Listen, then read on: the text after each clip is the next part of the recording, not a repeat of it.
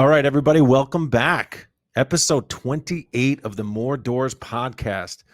Very excited today to be sitting next to my handsome friend, Brian Force. As usual, he knitted this shirt that he's wearing today.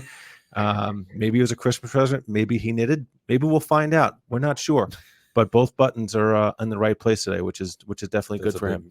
We are joined today by an amazing guest, Eric Papp, author, best-selling author, speaker, and family comedian. He's going to talk to us today about a lot of great content around prioritization, time management, and leadership, which is what Eric's known for. And we'll be back with all of that content right after this.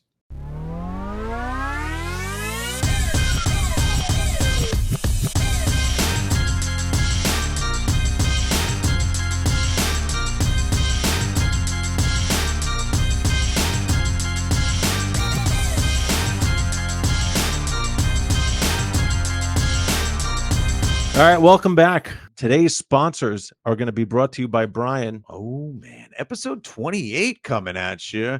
Brought to you exclusively by Tore Studios, Tore Studios. If you want to create amazing content like this, nice HD, I can't give you the deep voice. You're going to have to bring that on your own. But check out torestudios.com for all your video content needs. Jesse Showalter will hook you up over there. And then when you're done with that and you want to get started or continue on your wealth building journey, maybe build some passive income, maybe get the most advantageous tax situation on the face of the planet, check out deepbluere.com. That's the home of Deep Blue Capital. See what we're cooking up over there. It is 2024. We've got a full pipeline and a lot of opportunities coming down for our investors. So make sure you check out deepbluere.com. I'm going to throw it right back to you because this is a fantastic guest and I'm super excited about it. But you guys have a personal relationship that goes way back. So I want you to introduce Eric for us. Yeah, absolutely. So Eric Papp is here. And for those that don't know Eric, fantastic guy. Very, very intelligent, very, very inspiring. I brought Eric in to talk to my team when I was working at a high velocity startup back in 2018 or 2019. And this team was just kind of pulling itself apart at the seams. And Eric came in, talked to him a couple times, and had an immediate impact on the team from how they were working, what they were working on, how they were managing their time, how are they setting the right goals for themselves. And since then, Eric and I have kind of kept in touch, and I mean, he's just blossomed. You know, I've seen him do countless speaking engagements, and he's also published 3 books, which is no easy feat. So without any further ado, let's bring him in. Eric, come meet our audience. There he is. Look at that sweater. Right. It's never too late. Nice. It's never too late. Never too late. Never too late. What's up, Eric? Brian, hey, it's great to be on the show with you. Yeah, and that is correct. It's a national best-selling at yard sales all around the country. There you go. My book has done. No, it's not okay. But hey, it's great to be here. I noticed you said your guest was amazingly handsome. And I was like, oh, and then you were talking about Brian. So that is true. Yeah, Brian he could pass for an Abercrombie model. A couple years ago. He was actually. If you hang around after the show, he'll tell you all the secrets. Side note. So this is you want to get some insight. I didn't cut the extra material off of this one, so you can kind of see where the fold still is from when I tailored this shirt. So you did. I did. I knew it. I have to tailor all of them. Yeah. He's very talented. Although, go ahead, Eric. He tailored his own. That's a tailored shirt. That's awesome. YouTube University. Wow, but you tailored it yourself, though. Yeah. That's pretty cool. I just learned. There's this guy I follow on YouTube. He's helped me. The jeans too. You can kind of see where there's the yellow seam, and then it kind of folds in. I kind of messed the jeans up, but nobody jeans are advanced. That's not 101 stuff. But hey, I tell you, because it eliminates the blousy shirt. It does. Yes, 100%. Yes. And I am already kind of a skinny frame, so I am drowning in shirts off the shelf. I look ridiculous. He likes to show off the guns too. Don't let him. What are you getting up every morning going to the gym for? Hey, You're not showing it off. I get it. I get it. So the true story. So we're hanging out a couple of weeks ago. It was a couple of days before Christmas. We were supposed to hang out, and my fiance was running late, and so I text Brian. I'm like, dude, we're gonna be like a half an hour late. He's like, Okay, no problem. I was sewing my shirt anyway. I put the cuff on backwards. I was shortening the sleeves up, and you got to take the cuffs off. And then when I put it back on, I put it back on upside down, and I didn't notice until I put it on. I was like, "That's a lot of thread coming out of there." That's hilarious. That's a response you couldn't even conjure up. No, Like, yeah. Hey, it's okay, man. The game here is going in the fourth quarter. It's really close. I got some money riding on it. yeah, I want to see the outcome. that would have been normal. That's normal. That's great, man. That's great. Well, hey, at least I guess another off the wall response would have been like, no worries, man. I just ran over the lawnmower with my foot, and I'm in the ER, so I can't make it. Yeah, Yes. And I'm be 20 minutes late. that actually happened to me a couple months ago. Oh My foot on the no. lawnmower. Yeah, that's Are why you- I say it's funny now, but Okay, so Are you okay? We're going to get to the podcast for yeah, three. yeah. How do you run over your foot? Because in my interpretation, there's no such thing as running over your foot with a lawnmower. It's just obliterating your foot with a Yeah. lawnmower. How do you run Well, over it? First off, you've got to be lower on the intelligence level to be operating a lawnmower and have your foot go underneath it. And I qualified for that. It was one the handlebar. You have to have hold the handlebar and the blade runs. Yeah. Long story short, the flap flips out, blows the grass out on the side. I tend to play Russian roulette while the blade is running. I flip the flap up with my foot, and it always blows it out. It doesn't think anything of it. I was all done cutting grass. I started the lawnmower up again, all done. So I'm kind of tired, hot. And instead of flipping it up, my foot went under. I just took my face, I took my focus off the lawnmower. Yeah. And it was like, I felt like a shock. And I was like, son of a, and as it went under, sharp pain. And then I took it out, and it was just like the whole shoe, the top shoe was gone. Anyway, see a red. Good news is we've kept all the toes; they're intact. Okay. I will be getting a discount next time I get a pedicure because I don't have all 10, so maybe a 20% off, perhaps. That's what I'm thinking. That's my logic. The nail. I got 2 off there, but anyway, they could grow back, so we'll see. But anyway, that was getting back to the whole point of. Wow. Hey man, I'm running 30 minutes late. I just got my foot stuck in the ranks right up there. Yes. With I'm sewing my shirt. Oh my gosh, Wow. man. Well, yours is a heck of a lot more of a war story. So I'm glad everything worked out for the most part, man. Oh, we're keeping the people entertained in this podcast. Absolutely. We got So- several other stories. Stay tuned. Takeaway for our listeners: number one, don't stick your foot under the lawnmower, and if you have to lift up the flat, Turn it off. make sure it's off. Make sure it's turned off. I knew I was playing a little bit of right. But you know what? The thing about it, I wrote a blog post about this. Careless habits lead to harm, and I think we all do them, right? Texting while driving, cutting something like while you're watching TV, cutting up produce or cutting lettuce. We all do careless habits, and I kind of knew in the back of my mind that this was a careless habit. But yet I persisted. Like I just kind of kept going. I didn't listen to that little voice. And so that's a key takeaway for the listeners is we all at times have had careless habits, or maybe we still do something. Like I say, texting while driving or whatever. And listen to that voice, man. Don't wait till it's too late like me. Yeah. And that's so true. I mean, it's actually segue into something, not just funny, but actionable. Is like, have you ever heard I can't remember what the phenomenon is, but like, mountain climbers suffer from this quite a bit. If like people fall and they have a tragic accident as a mountain climber, normally it's because a belay wasn't locked on or the carabiner wasn't secured, something like that. And what happens normally in those situations, people that obviously survive and are just hurt, talk about it, is they have a routine. They have their habits, right? The way that they set up their rope, the way that they set up their chalk and all that type of stuff. And what will normally happen is the brain just starts to do those things unconsciously. It's almost hardwired in. The danger there is that anything that throws off that routine, your brain can also register as part of the routine. And what I mean by that is, let's just say a rock climber is setting up their safety setup, their ropes and carabiner and everything. And then they notice that one time, they notice their shoes untied. And they go down and tie their shoes. Like everything that's happening right now is happening essentially unconsciously. And what normally happens in those accidents is that tying your shoes just replaced a crucial part of the mechanism that your Yeah. brain recognizes. And that's the time you forget to latch your carabiner because you went down and tied your shoes instead. And your brain just registered that unconsciously as the next step in the process.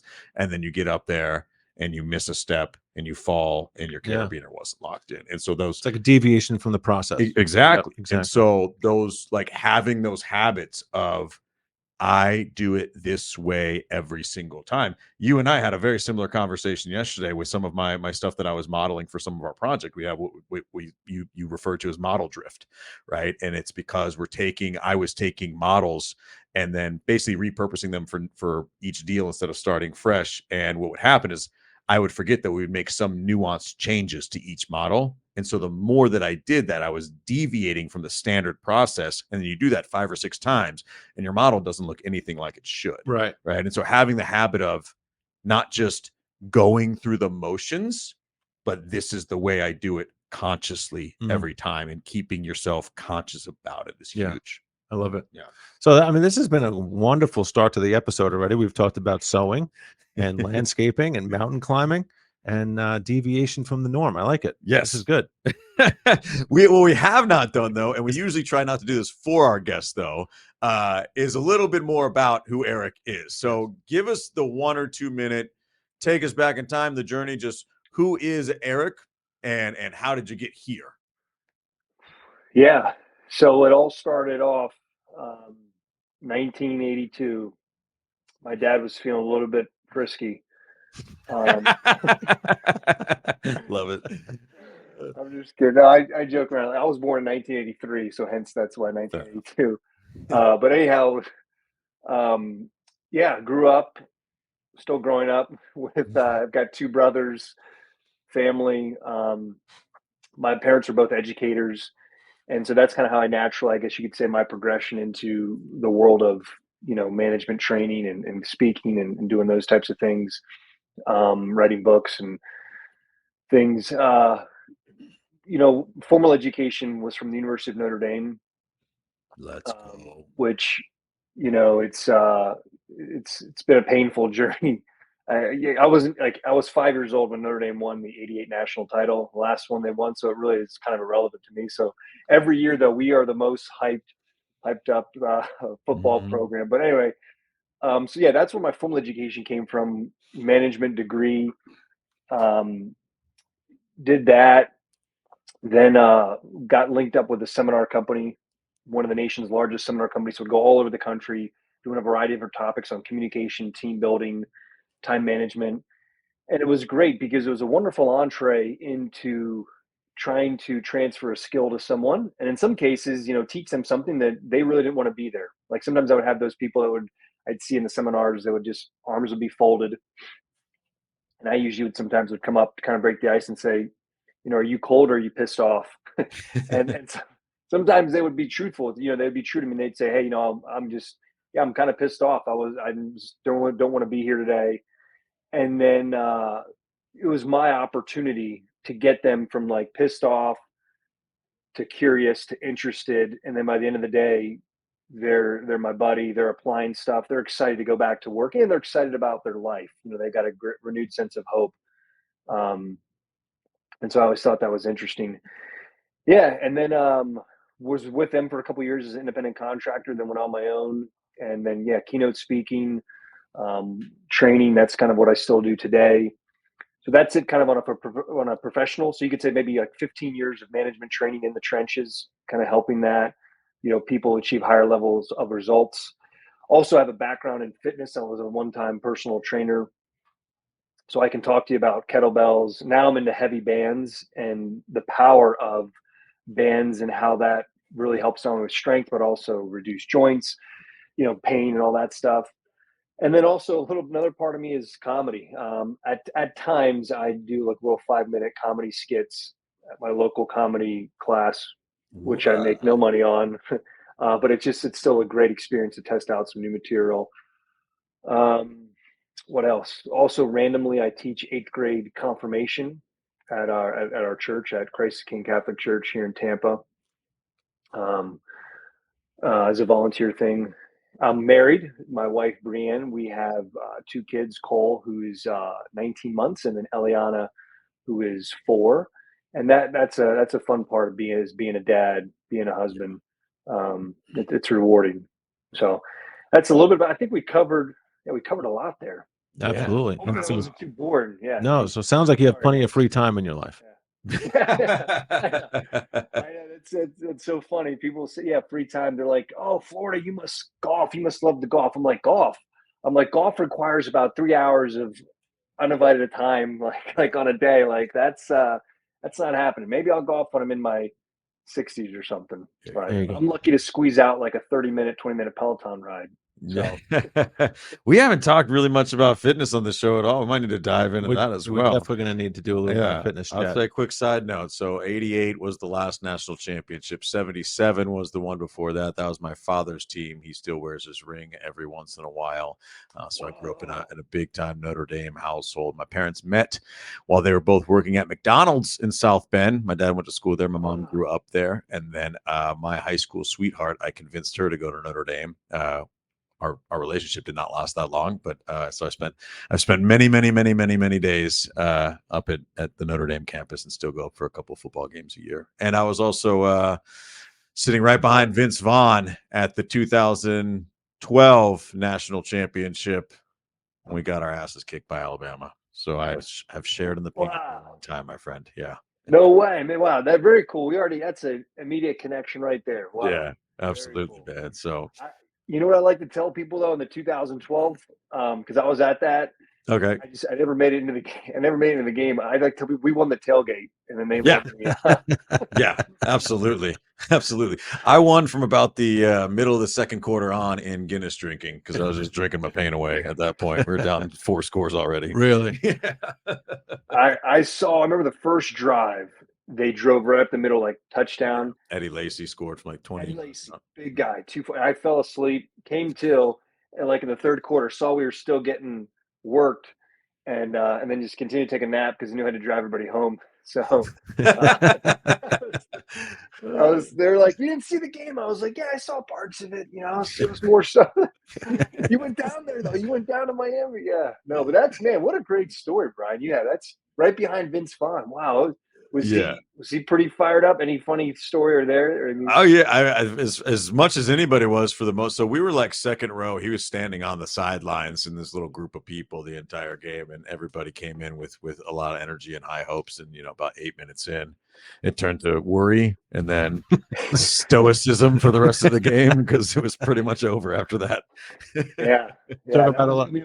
A lot of people with their arms crossed at that game. I bet. Yeah, exactly. Yeah. Good times. Anyway. Good segue, Brian. There you go. Excellent. Good story. All right. So, Eric, our listeners are largely in the multifamily investment space, right? They're entrepreneurs. They're trying to build their businesses. And on any given day, like we were talking about this before the show, one of our listeners and anyone in the multifamily syndication business could be trying to underwrite a deal, right? Trying to negotiate a deal with a broker, working on some sort of critical project or emergency at one of their properties, or talking to investors, either attracting capital or raising capital for a deal, closing a deal, so on and so forth. And these are larger projects, right? High priority projects where and high dollar value projects where either they have a lot of their own money on the line or money from others that they've raised because of their personal brand and the trust that they've built with their investors. So where I was hoping we could start our journey is, in a high stakes environment like we work in, how would you guide our audience on the topics of time management and prioritization so that you're just not constantly operating from behind the 8 ball and you can maintain your sanity while you work through these kind of high stakes activities? Yeah, great question. The first thing to do is to get clear on the distinction between your revenue generating activities and non-revenue generating activities. A lot of people blur the lines. So we get really clear on that. A lot of times people, when they're wearing so many hats, when they're doing a lot of things, the lines get blurry between those two. So really write down everything that you do on a daily and weekly basis. What's revenue generating, what's non-revenue generating, and you'll be amazed at how much time we spend on non-revenue generating activities. We get caught up in the minutia, the BS, a lot of and so it's really getting clear. Once you get clear on what those activities are, structuring a deal, putting one together, meeting with potential investors, that's revenue generating. Okay, so how do we do more of that? Well, we got to start to eliminate or delegate or create into a system or a process with this whole non-revenue generating. And so that is a great place to start, is looking at your activities, because you don't have to be everywhere at all times. It's knowing what you're going to give your yes to and then what you're going to give your no to. And so that's really where I have folks start, is to start to take a look at their day and their week and really identify those two buckets. And then once we have those identified, then we look and see, okay, what's the areas that we can clean up? So non-revenue, what can we clean up, make into a system, perhaps get somebody else to manage those things. And then that way we can maybe double down, or we can spend 40% or 35% more of our time on those revenue generating activities. Maybe it's relationship building. Maybe it's building, having going to a meeting with a potential investor, maybe, having more of those. So those are the types of things that I would initially first do. And then there's a couple other steps, but that's the first. I mean, I don't want to go down too far down the rabbit hole here. But I've spent a majority of my time, doing programs like managing multiple priorities and working with business owners and successful people for different days and getting them help to realize that. And with business owners, I think it's a great place to start. I love that, and it's such sound advice for every entrepreneur and business owner, and I think for some specific reasons too. The reality is, at least in my experience, being building sales businesses my whole life, oftentimes those revenue generating activities are the ones that bring us out of our comfort zone. And so we spend a lot of time. You ever have those days where you get done and you're just exhausted, but you really don't know what you did all day? Yeah. I mean, running so many different types of businesses now with the property management company and some other things, I'm constantly learning new things about businesses that I'm kind of new to, and having to build systems around them and stuff. And so that makes it really important that I focus on the things that generate revenue, because I don't always know what those are, right? On the property management side, it seems like everything's important because everything seems like chaos all the time. Mhm. And I'll have a lot of days where I did a lot of stuff. And then I'll get home and my wife's like, how'd your day go? What'd you do? And I'm like, I don't really remember. Yeah. I was busy all day, and then I know that the revenue generating activities, especially when it comes to stuff like multifamily investing, there are really only 3 revenue generating activities that I can really think of. It is finding deals, making sure that deals work, and then finding opportunities to bring those deals to your partners. Really, those are the revenue generating activities. Yeah. Everything else, asset management and things like that, that's protecting and preserving the deal and the investment, making sure that it performs well. But it's not generating extra revenue. Those are the really only the generating or revenue generating activities. And those are the ones, especially when you're just starting out, those are the ones that make you expand your comfort zone. And a lot of times our, little tiny fragile hearts and souls will do anything that we can to make sure that we're feeling like we did work that day, Mhm. without actually doing the thing that we know we don't feel like doing. Yeah. And it's funny you should say that. I think there's a big difference between being busy and being productive, right? And I launched a new team at my W-2 about a year ago, and we promoted this wonderful young lady into a role, and she's done very, very well. But I remember, like, the first 2 months, she spent, quote unquote, getting organized and building out her processes, right? And she had the best looking spreadsheets and Microsoft OneNote that were color coded and prioritized, and account lists and revenue and addressable market and all this stuff. And I'm like, at one point, I'm like, are you gonna get on the phone and call anybody? Like, that's the job. I don't want to see any more spreadsheets from you. Yeah. I want to see you get on the phone and talk to people and Yeah. come back to me when you get results. And she ultimately did. But I think there's a huge problem in society, Yeah. right? Where people are talking about how busy they are all the time, Yeah. as opposed to being productive. Oh, And even to the 100%. point now where Vanessa says to me, like, how was your day?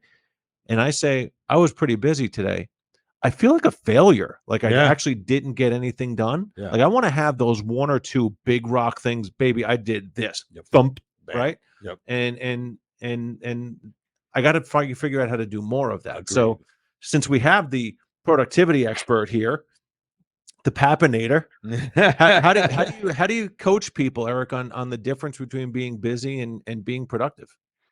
Yeah, well, and specifically, you both hit it right on the head, and just to take it a little bit further, conversations lead to sales.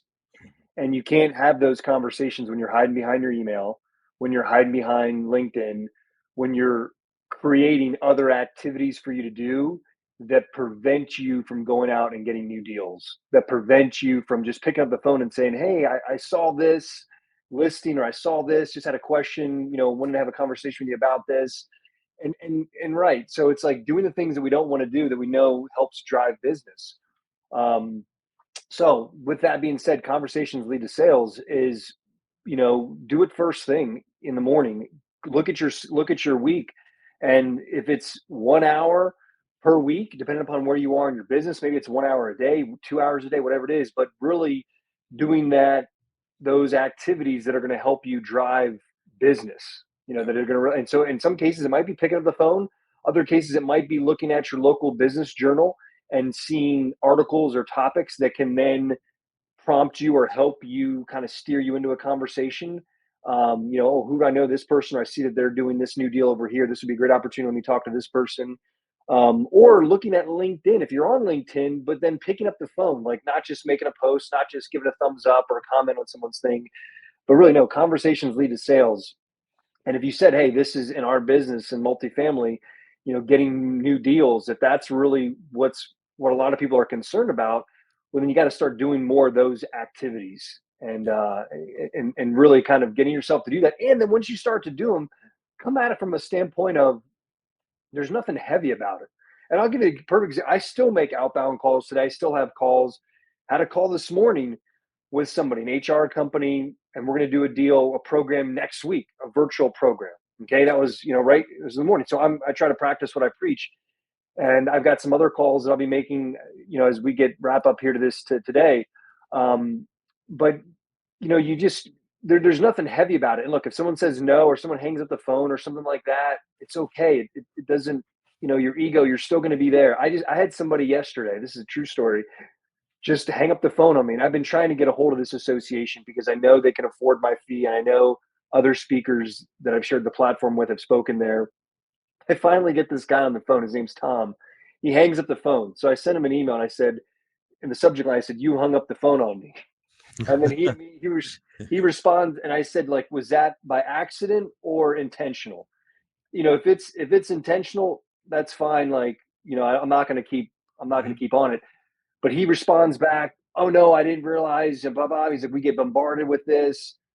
Anyway, we had a call later on that day, which was yesterday. A great 30-minute call. Now I'm in the possible consideration for a conference that's upcoming.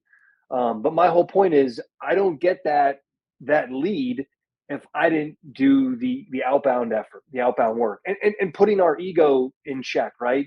The thing that's humbling about my business is one, you'll be on stage 1 minute, 2,000 people, they love you, you're laughing, they're taking action on things, and you're getting paid a nice fee. And then the next minute you have to go back and you see, okay, now I'm going back to be quote unquote a telemarketer in a sense, or to keep my pipeline full. I'm hustling. Yeah. And so that same thing with you. You might be working in multifamily deal. You might be having a big deal, big multi-million-dollar deal. And it's like, okay, well, now how do we go back and still keep that pipeline going, as opposed to just resting on our laurels there. Yeah. I love that. I love that. And one of the things that to speak to that, right? I think one of the big fears, one of the ways we justify, not wanting to expand our comfort zone and just do the revenue generating activities, we have this internal fear of like, well, my systems and processes aren't perfect. So what if I get all this business because I'm amazing, and then I can't handle it and my whole business breaks down, and then so I'm going to sit here and I could perfect everything. One of the things that I wish that I had known a long time ago when I got into this business that I didn't have to learn the hard way, being so familiar with so many other people's businesses now that I work closely with is like, even at any scale, businesses internally have mess to them. No, I've never run into a perfect business. Mhm. I've run into we've built a very large sales team, and I've run into business owners that are 3 times our size, and they're still messy. Now, that doesn't mean they're irresponsible. It just means they understand what's super important to have buttoned up right now and what you can get by, and you'll focus on it when you have that time to do it. And we have this idea that if we start to really hit our marks on our revenue generating activities, we're just not going to be able to figure out how to handle it all. It's all going to come collapsing down. It's the same thing as when you're about to go on vacation tomorrow, the amount of things you get done the day before. Yeah. I promise you, when you're pressed with that much business, you'll figure out how to build the system, right? Yeah. One of my old coaching students that was an agent. We had like 4 coaching appointments in a row. She had just gotten into the business. And she would keep saying the same sort of thing up until I finally just kind of called her out on it in our 4th meeting. And that was like, I'm doing this and this and this to prepare for my launch. Like, I'm getting ready for my launch. I was like, did you invent an energy drink? What do you mean? You'll figure out how to launch it. Go make a call, sell a house. You'll figure out how to put everything else in place. Yeah. So that's one of the things that we do to kind of, hide from those things. Agreed. As I'm sitting here thinking, Eric, Brian and Nick and I think we've gone through an amazing transformation in the year and a half that we've been working together, and the asset that we acquired last year is performing very, very well. But as you talk about revenue versus non-revenue generating activities, I think when you're dealing with alpha males or alphas, period, right? So I've heard, they can get kind of egotistical, very, very controlling, and maybe have fear about kind of letting go of the reins of some of the things that they have carried the torch on, right? So how do you work with people in your engagements to really kind of pull back what they are doing versus what they're supposed to be doing, and how to leverage delegation and the team around them to really kind of help them propel and accelerate? Yeah, the key word there is value and impact. So I look at, and this could be anybody, whether it's a business owner, whether it's a high level executive, what is your true value and impact to the organization? Okay, so then now we go a little bit further. Now we come back down. Okay, so now let's take it a step further and look and see, okay, what are your strengths? What are you really good at? What do you contribute that really, is it with relationships? Is it in presentations? Is it, finding deals? Where is it? Where is it that you're really good at? That is a high level value and impact to the organization. And then that's really what you want to spend more time on or double down on, and start to let go of the other, delegate, dump it, kind of give it to somebody else. Um, that's where, to take it a step further, there was a concept, I think it was Dan Sullivan had this. It was like, think things in life that you're good at, that you're really good at, and then like at the core of it, like at the bullseye, like on a thing would be like your unique ability. If you can identify that unique ability and coincide that with the level of value and impact that it brings, that's the sweet spot, right? And the sweet spot on the bat, in terms of baseball, that's like when you knock it out of the park, when you hit a home run. And sometimes it can take a little while to get there, but then once you're there, once you know that, then you set up your life, you manage it to protect your time, because everything comes about. And egos, alpha males, we have a hard time. People have a hard time saying no. Oh yeah, I can do that real quick. Oh yeah, I'm sure I'll do this. And so then it's like, then you pull away from that time that you're really good, where you're spending time. And that happens to a lot of smart people. I talk about this thing that a lot of times smart people become trapped by their own weaknesses because they don't ask for help. And it usually happens when someone's like around the age of like 35 to 40. And you see this in companies and corporations. They're just managing their weaknesses. So they're not asking for help. And then it continues to lead them to frustration, isolation, because they're just trying to keep it all together. Oh, don't let anybody see me sweat. And so, no, ask for help, whether you're in your own business, delegating it, bringing somebody on. I mean, there's so many multitudes of ways now, whether you have a virtual assistant, somebody that you find on like upwork.com, maybe perhaps in India or in the Philippines, or maybe you have somebody locally there, that's working part-time. But yeah, getting people to come on to help you save yourself from yourself is a big thing. Yeah, 100%. And to kind of dovetail right really nicely with that, one of the things I know that I've struggled with as a leader for a long time, and I'm certainly still learning this, and I think a lot of people that are first scaling their business have a lot of trouble with, is they finally make that decision that I can't be all things to all people. I need leverage. I need help. But being that driven, high D type entrepreneur that thinks they can do it all, um, we have a lot of difficulty. I know that I did for a very long time, hiring and training and managing my people, simply because you know I now subscribe to a philosophy that if somebody can do something 80% as well as I can, and it's not a money making activity, they need to be doing it, not me, right? And because 100% is usually not going to be the thing. And I've also subscribed to the philosophy that, I look for people that hold themselves to a standard that aligns with my standard that I have for my business. And what I mean in contrast to that would be finding someone and holding them to your standard. I actually believe, and this might be a little bit unpopular, I don't believe that you can hold anyone to a standard long term that they won't hold themselves to. And so I don't actually look for people that I can hold to a standard. I look for people whose standards for themselves align with the standards that I have for my business. I want to work with people that want to be excellent, that I don't have to force to do something at a certain level. They have that expectation for themselves. It took me a long time to learn that, though. And so I was very, very good at taking jobs back, probably prematurely, because I would hire out of necessity really, really, really quickly and in haste. Like, you're the applicant, you seem to be at least decently capable, I'm going to throw you in there and I'm going to fire you and take your job back in 30 days if you can't do it. I wish that I had slowed down, hired the right people, and I have some of those principles now. But what advice would you give someone looking to scale that can't do it all on their own anymore about finding the right people out of the gate? 100% right. So to just unpack it a little bit further, so standards, right? When you say what is a standard, it's a great place to start. And so it's like when you walk into like a University of Alabama football team, what's the standard that Nick Saban has kept there? That's Right. probably most different than a lot of other, college football programs. So the standard is key. Now, if we unpack that a little bit further, what is standards? Standards of behavior. What are those? Those are values. So Yeah. what values do we have? The values that we have that we hold ourselves to is responsibility. Okay, I'm going to make it happen. I'm not going to look for excuses. It's it's integrity. It's being a person of our word, honoring our word. Not that we can't always keep our word, but we can honor it.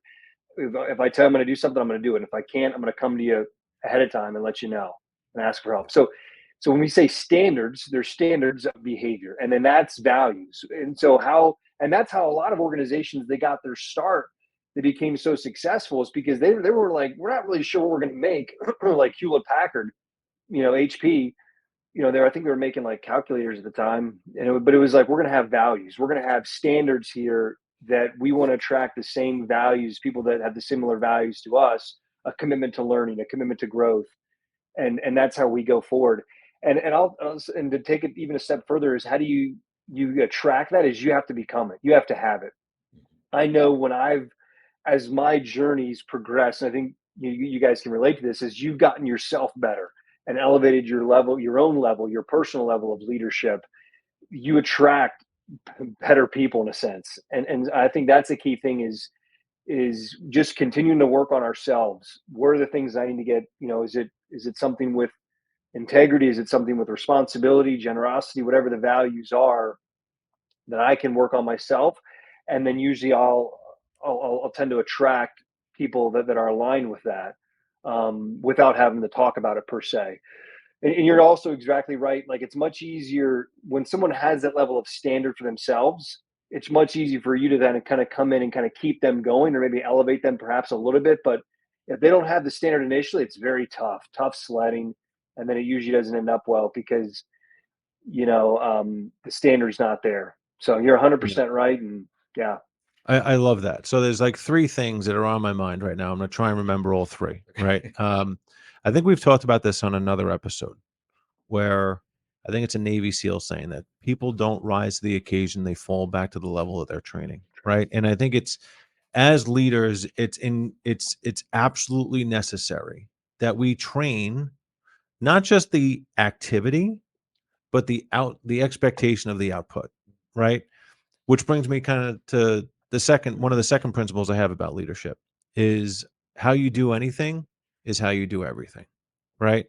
People, if you go into an interview or someone comes in to interview with me and they look sloppy and maybe they don't smell great and their resume isn't formatted correctly, guess what? That's what you're hiring. That's who you're hiring. Yeah. To think that they're going to come in, you're going to give them a seat, and you're going to give them a chance and a base salary, and all of a sudden they're going to turn around on a dime, right? Is probably not likely. Does it happen? Yes, that's where superstar stories come from, right? But we've got to have we've got to have a very clear vision of the person we want to hire and the person we want on our team. And does that person display the characteristics of our expectation from day one? Yeah. I worked for a guy named Brian McCarthy, who was chief revenue officer of ThoughtSpot for a couple of years. Now he's running Rubric and doing an amazing job. And he was very, how do I say this the right way? He was very focused on his appearance. Why? Because, and he said this in front of our sales kickoff once, he didn't want to walk into a customer and be judged as the person in the room that didn't look the best or smell the best. And this was a guy that like had a problem buying Tom Ford suits and all kinds of stuff. But like he wanted to walk into a customer's office and be noticed for the right things, not the wrong things. Yeah. Right. And everything he did, how he spoke, the methodologies about how he worked customers through deals, the whole thing. Right. And he expected that out of his team. And when his team looked at him, he was the expectation he was setting. Yeah. Right. Mhm. And then lastly, leaders will be judged by the worst behavior he or she is willing to tolerate. Yeah. Right. And I Mm. think that is really important in multifamily sales leadership, just leadership in general. Right. If you're going to tolerate someone delivering substandard work, what you're doing to the rest of your team is telling them it's okay for them to do it too. Everybody has an off day. Everybody writes a bad email every once in a while, but you've got to be able to coach people up and show them that the standards and the expectations that you're setting are non-negotiable. Yeah. Right? You're there to help, and I think you use this all the time, like pour into your people. But at some point, you got to have a conversation with them, like, listen, this isn't going to set you up for success, and frankly, this is substandard to what I'm expecting. I'm going to show you how to do it a few times, and I'm going to look for immediate improvement. Yeah. Couldn't Right? agree more. Couldn't agree more.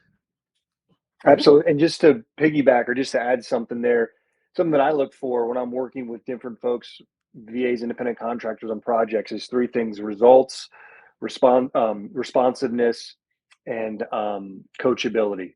And coachability is especially if we're going to be doing like a long-term thing together.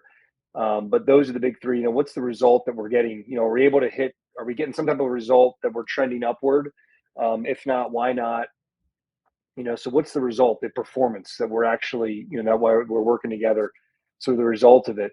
And then once we have the result, the level of responsiveness, no one likes to be working with somebody and you ping them, you send them a text message or you send them something and they don't get back to you until like a day or 2 days later. Just that level of, so there's no sense of urgency there.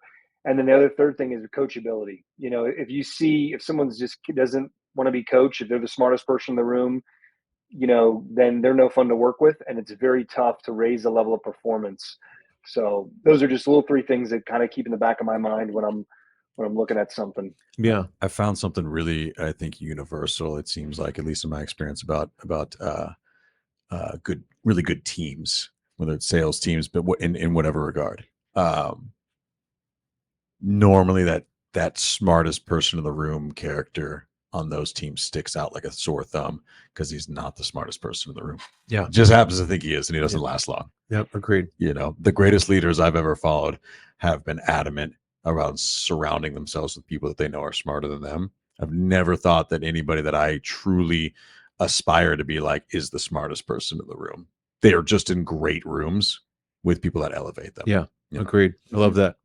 So Eric, I'll give you a practical problem that maybe we can get your thoughts on. So a lot of folks in our circle, like I said earlier, are kind of aspiring multifamily entrepreneurs or those that may have achieved that level of success already. But for those that are starting, one of the first things they tell us to do in our circles and coaching programs and stuff is just start underwriting deals. Underwrite deals, underwrite deals, underwrite deals, get to know them, get to know your math, so on and so forth. And then you find a deal. And you spent 3, 6, 9 months underwriting deals just to kind of get the feel of them. You start making offers, and then all of a sudden you get awarded a deal.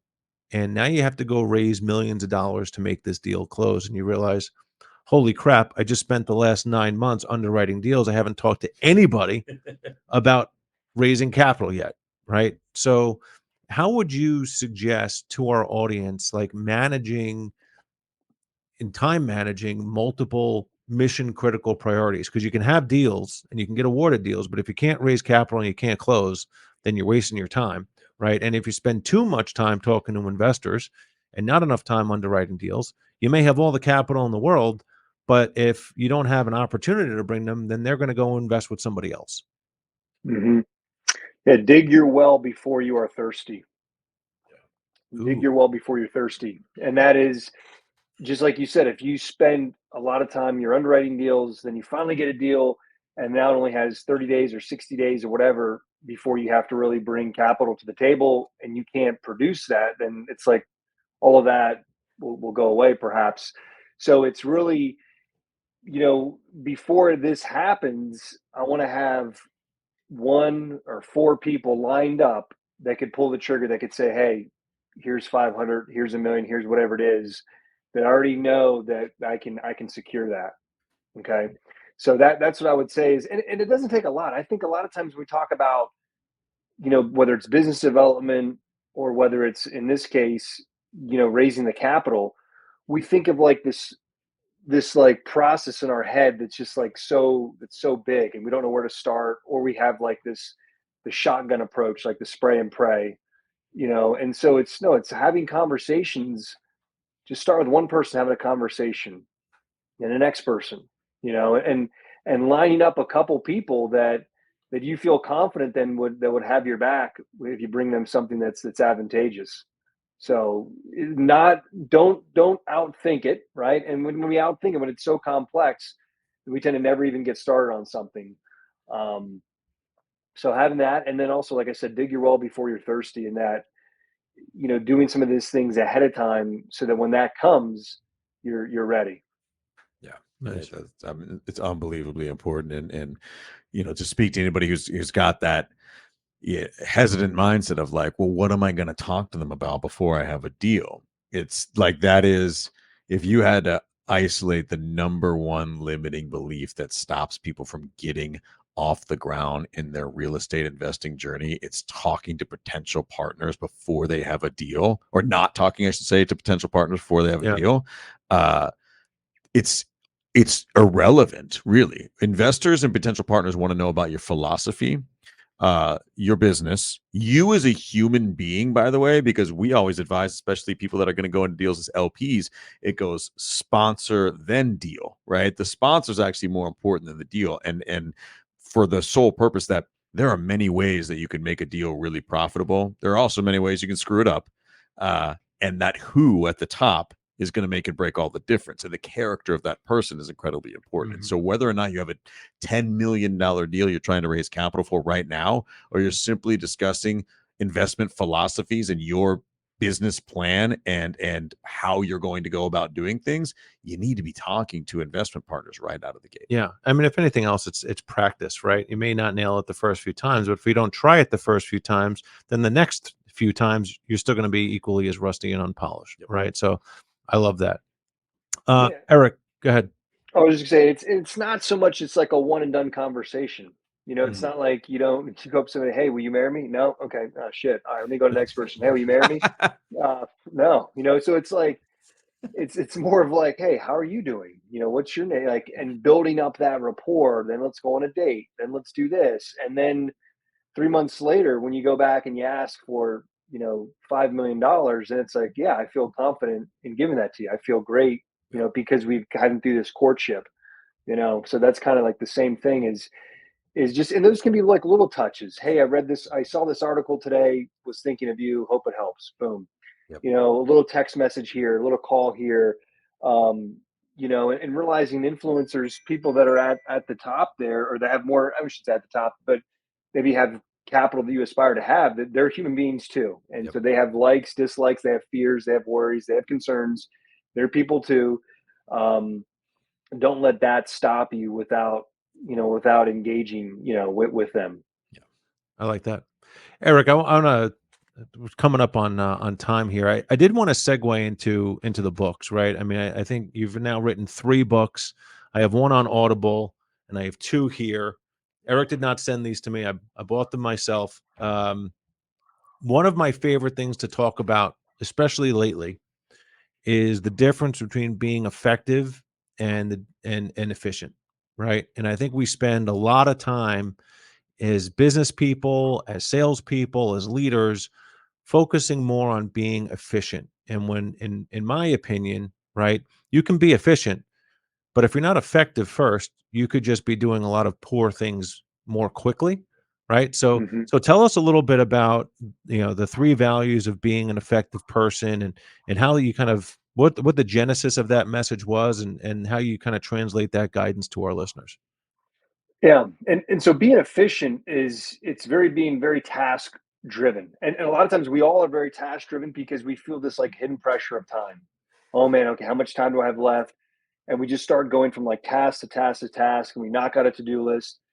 Where being effective is more so realizing, identifying, okay, I've got a to do list of 10 things. Instead of trying to knock out all 10 and spending the exact same amount of time on each of these, 10 minutes here, 10 minutes here, 10 minutes here, isolating, identifying 1 or 2 things that I'm gonna really go deep in, that I can then be effective.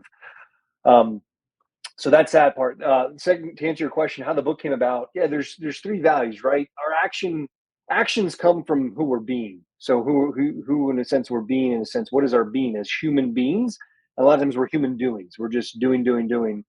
And so I wrote the book 3 Values of Being an Effective Person, to get back to a sense of what are our standards of behavior that we have for ourselves, and really be able to look at that. What are those values that we say that we have, or we say that we hold ourselves to? You know, and so, like integrity, being able to honor your word. And a lot of times when we hear integrity, we think about it from a moralistic standpoint, or am I a good person, bad person? Like, yeah, I'm a person of integrity and this and that. Realizing that no one's 100%. We're striving, right? We're striving, but there are things that we've committed ourselves to, things that we've told ourselves, promises that we made to ourselves that we have not kept, promises that we've made to other people. So that's usually one of the great first places to start in the book that I wrote, is just looking at yourself, looking at the promises that you made to yourself. And when you restore a promise, you reclaim your power. And then you do that to other people. Start to restore promises that you've made to other people in your life, and reclaim your power. Because powerful people are, when they speak, they make things happen. And it doesn't have to be maybe that you made good on it. It just might be like, hey, Matthew, I told you that we were going to get together. I said that to you, and every time we meet, it just hasn't happened. So I tell you what, instead of having a false sense of hope, um, you know, why don't we why don't we set up a call, right? Because meeting in person has not been able to work, right? Boom, that's an example of a promise you made maybe a long time ago to meet in person. And every time you see this person, you're like, oh yeah, we're going to get together. It's like, no, we're not. Like, you kind of know that. Maybe they kind of know that. And so restore that promise, and then reclaim your power. And powerful people, like I said, are there when they speak, things happen. And so that's a key thing. And that's a little takeaway from the folks, without getting into the other 2, which are responsibility and generosity. I love that. That's awesome. 100%, man. Hopefully that was helpful. Try to take it. Sorry, last thing. I just try to take values, things like that, and Yeah. then just try to condense them down to a real practical level. Yeah, absolutely, man. And I'm excited to steal those books from Matt now. I'll order my own. Yeah. Like, He's a just- he's a Hey, fast reader. if you have a hard time going to sleep at night, those books are the thing. Those will knock you out. Oh man, I love the Get you ready for humility, sleep. man. I Yeah, love absolutely. man, and this has just been fantastic, man. I know we're coming up on time, dude, but this has been wildly, wildly helpful. And it's been really, really great just getting to know you a little bit better. And I know that our audience got a lot out of it too. We always leave time at the end, just kind of final thoughts, anything that you weren't able to kind of get out that's on the top of your mind that you think our listeners would really find some value in. What do you got for us? Oh man, final thoughts from my dad. He's still alive. He's 85 years old. You know, he always tells me, and it's a great reminder. I tell my audience is this: is hey, and remember, in the end, it's all bullshit. I love this. I think the Buddha said that. I don't know, but and he has my dad's doctor's degree, smart guy, but I think it's a great way, right? Because all the stuff that we stress, all the things that we're always, a lot of times as Americans, we're always climbing. We're always trying to, oh, I need to get this so I can order to have this. You know, I need to get this in order I become this person. All these things, and just so it's just kind of like, I think it just kind of keeps a sense of levity there. You know, that quote in the end, it's all bullshit. But then also just to remember, just to kind of enjoy the ride as well. You know, just enjoy the times. I mean, I remember when I was out hustling with the seminar company, making $225 a day. That it was a lot of fun, man, and I enjoyed that. Even though I was making next to nothing, it was fun. And so I just got to keep that. I always just kind of keep that top of mind. You know, in serious discussions, is just to kind of have that. So I hopefully love that helps. that. And I can give you something more serious as well. You know, I leave my audiences with 3 wishes, but I just thought that was appropriate. No, it absolutely is, man. And I think that's something we don't, especially the second point there that I don't think we touch on enough. These are serious businesses with a lot of money on the line, especially with your real estate investing and the things that we do. But I think all of our personal experiences speak to this. We often underestimate the power of what we can accomplish when we're just enjoying what we do. Absolutely. Have some fun with this Yeah. stuff, man. And honestly, and I'm not just saying that because you're here, but that's one of the reasons why I really love our partnership and love you and Nick. Is like, you know, we've certainly had some trials and tribulations, but at the end of the day, we have fun together, Yes. right? And the ball breaking text messages in the middle of the night and all kinds of stuff, but we cheer for each other, and there's very few people I'd rather go into battle with, right? Put the black stuff under your eyes, whatever you football fans, whatever out there do. But that's it. You gotta have fun doing it, Yeah. right? Likewise, brother. So Eric Papp, everybody, go get the books. Eric's got 3 of them. Leadership by Choice, 3 Values of Being an Effective Person, and the latest one, Manage Promises, Not People. I love it, Eric. This has been great. And were you going to say something more serious? Did I cut you off? No, I mean, something I say, you know, my 3 wishes for you, and that is this: may you have gratitude for your past, may you find the joy in your present, and you have hope for your future. Yeah. Love that, brother. Love that. Absolutely. Awesome. All right, everybody. That was episode 28 with Eric Papp, author, speaker, family comedian, and no longer a professional landscaper. So, Eric, thanks for joining us on the show. Everybody tune in to next week's episode and catch up with the show notes. We'll put links to all of Eric's books. And Eric, thanks again for joining us today. Hey, my pleasure. Matthew, Brian, Thank thank you very much for having me on. Absolute pleasure. Thank you, buddy. Thanks for listening, everybody. We'll see you next week.